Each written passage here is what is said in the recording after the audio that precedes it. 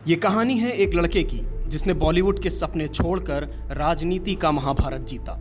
आज हम बात करने वाले हैं चिराग पासवान की, एक ऐसे युवा नेता की जिसने अपने पिता रामविलास पासवान की विरासत को न सिर्फ संभाला बल्कि उसे नए मुकाम पर पहुंचाया। फिल्मों में असफलता मिली लेकिन राजनीति में उन्होंने ऐसा धमाका किया कि आज पूरा बिहार उनका दीवाना है। इंजीनियरिंग छोड़ी, फिल्मों में आए, मगर किस्मत ने लिखा था कुछ और। चिराग पासवान ने कभी कंप्यूटर साइंस पढ़ाई शुरू की लेकिन दिल तो एक्टिंग में लगा था। 2011 में उन्होंने मिले ना मिले हम फिल्म से डेब्यू किया, जहां उनकी हीरोइन थी खुद कंगना रनौत, लेकिन फिल्म फ्लॉप हो गई।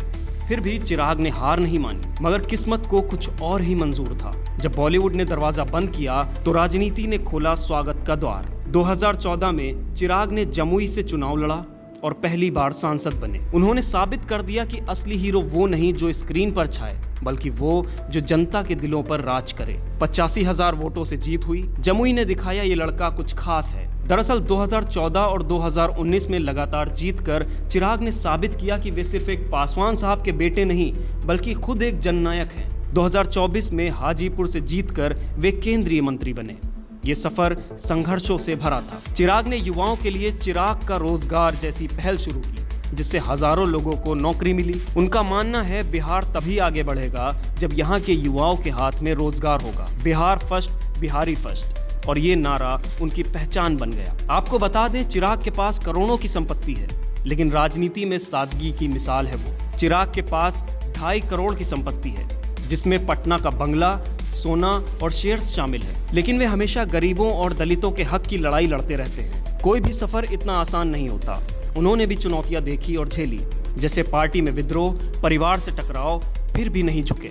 2021 में उनकी पार्टी एलजेपी में बगावत हुई, लेकिन चिराग ने अपनी मेहनत और जन समर्थन से फिर से साबित किया, जो सच्चा है वो हमेशा जीतता है। चिराग पासवान के पिता रामविलास पासवान भारतीय राजनीति के दिग्गज नेता और लोक जनशक्ति पार्टी एलजेपी के संस्थापक थे। चिराग अपने पिता के बेहद करीब थे और राजनीति में भी उन्होंने अपने पिता के मार्गदर्शन में कदम रखा था। लेकिन अक्टूबर 2020 में जब रामविलास पासवान का निधन हुआ, तब चिराग की जिंदगी पूरी तरह बदल गई। पिता के जाने का गम तो था ही, लेकिन उससे भी बड़ा झटका उन्हें तब लगा जब उनके अपने चाचा पशुपति कुमार पारस ने उनके खिलाफ मोर्चा खोल दिया। रामविलास पासवान के निधन के बाद एलजेपी में नेतृत्व को लेकर विवाद शुरू हो गया। चिराग को उम्मीद थी कि पार्टी के नेता और उनके परिवार के सदस्य उनका साथ देंगे, लेकिन हुआ उसका उल्टा।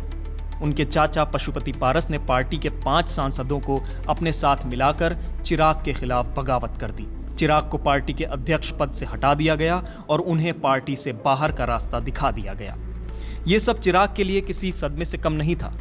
एक तरफ पिता का साया सिर से उड़ गया था, दूसरी तरफ जिन लोगों पर वो सबसे ज्यादा भरोसा करते थे उन्हीं ने उन्हें धोखा दे दिया। चिराग के चाचा ने यह तर्क दिया कि पार्टी में चिराग की नेतृत्व क्षमता कमजोर है और वो पार्टी को सही दिशा में नहीं ले जा पा रहे हैं। इसके अलावा बिहार विधानसभा चुनाव में एलजेपी के खराब प्रदर्शन का ठीकरा भी चिराग के सिर फोड़ा गया। चिराग को पार्टी से बाहर निकालने की पूरी प्रक्रिया इतनी जल्दी और अचानक हुई कि उन्हें संभालने का मौका भी नहीं मिला।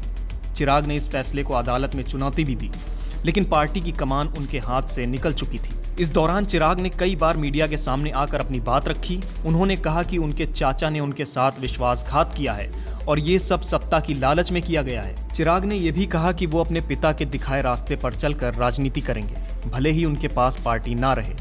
उन्होंने अपने समर्थकों से कहा कि वो हार नहीं मानेंगे और एक दिन फिर से पार्टी को खड़ा करेंगे। चिराग की इस लड़ाई में उनके साथ बहुत कम लोग थे। पार्टी के ज्यादातर नेता उनके चाचा के साथ चले गए थे, लेकिन चिराग ने हार नहीं मानी। उन्होंने अपने पिता की विरासत को बचाने के लिए अकेले ही संघर्ष किया।